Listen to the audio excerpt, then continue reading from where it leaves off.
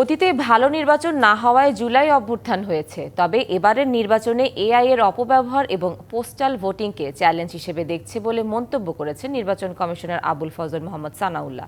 দুপুরে রাজধানীর নির্বাচন ভবনে নির্বাচন কর্মকর্তার সম্মেলনে একথা বলেন তিনি। এর আয়োজন করে অফিসার্স অ্যাসোসিয়েশন। অনুষ্ঠানে বক্তারা বলেন, আসছে নির্বাচনে কর্মকর্তাদের উপর নির্বাচন কমিশনের কোনো চাপ থাকবে না, তাই নির্বাচনকে পক্ষপাত দুষ্ট করার কোনো সুযোগ থাকবে না। অনুষ্ঠানের প্রধান অতিথি ছিলেন প্রধান নির্বাচন কমিশনার এএমএম নাসির উদ্দিন।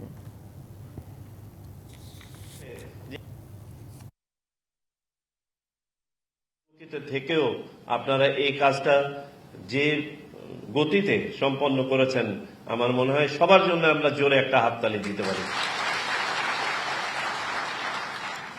এখন এই ভোটার তালিকা নিয়ে আমি কয়েকটা আমাদের এখনো অতৃপ্তি এবং অতৃপ্তির কথা বলবো।